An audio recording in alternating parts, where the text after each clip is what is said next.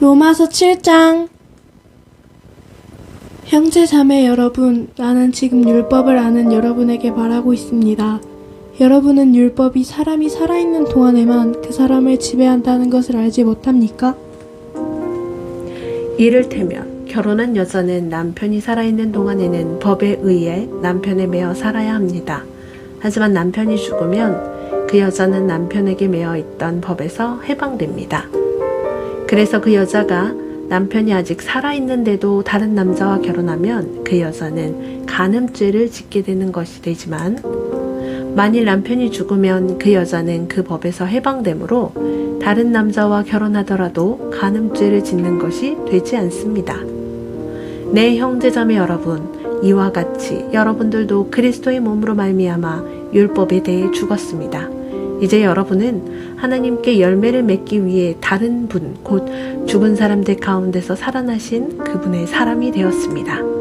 전에 우리가 죄의 성품에 사로잡혀 살았을 때는 율법이 우리 몸속에서 죄를 지으려는 욕망을 일으켜 죽음에 이르는 열매를 맺게 했었습니다.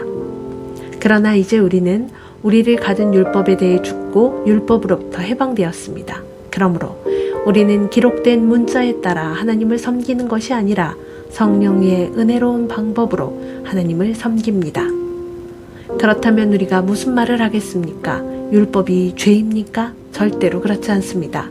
율법이 없었다면 나는 죄가 무엇인지 알지 못했을 것입니다. 율법이 탐내지 말라고 말하지 않았다면 나는 탐내는 것이 무엇인지 알지 못했을 것입니다. 그러나 죄는 이 계명을 이용하여 기회를 엿보아 내 속에서 온갖 탐심을 일으켰습니다. 율법이 없다면 죄는 죽은 것이나 다름없습니다. 전에 내가 율법과 상관이 없었을 때는 나는 살아있었습니다. 그러나 계명이 들어오자 죄가 살아났고 나는 죽었습니다. 그래서 생명으로 인도해야 할 계명이 사실 나를 죽음으로 이끄는 계명이 되고 말았습니다. 죄가 계명을 이용하여 기회를 엿보아 나를 속였고 그 계명으로 나를 죽였습니다. 그러므로 율법은 거룩하며 계명도 거룩하고 의롭고 선합니다. 그렇다면 선한 것이 나에게 죽음을 가져다 주었단 말입니까? 절대로 그렇지 않습니다. 죄가 죄인인 것으로 드러나도록 하기 위해서 죄는 선한 것을 이용하여 나에게 죽음을 가져왔습니다.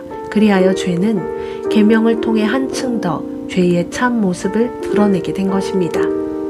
우리는 율법이 영적인 것이라는 사실을 압니다. 그러나 나는 영적이지 못하며 죄의 노예로 팔린 몸입니다. 나는 내가 하는 일을 이해를 못하겠습니다.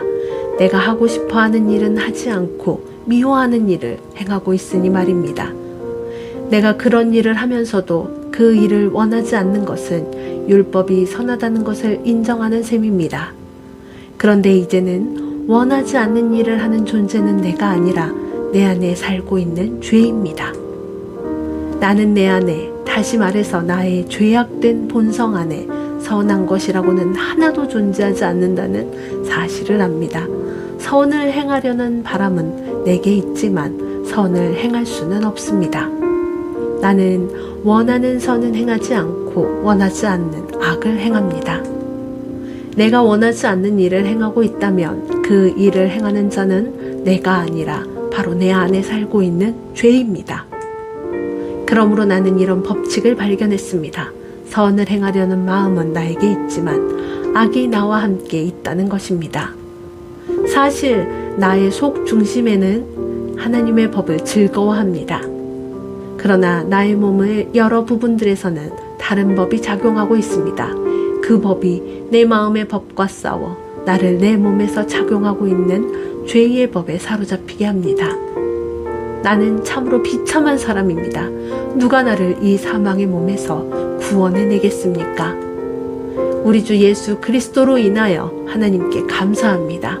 그러므로 나는 마음으로는 하나님의 법에 복종하는 반면 죄악된 본성으로는 죄의 법에 복종하고 있습니다. 아멘.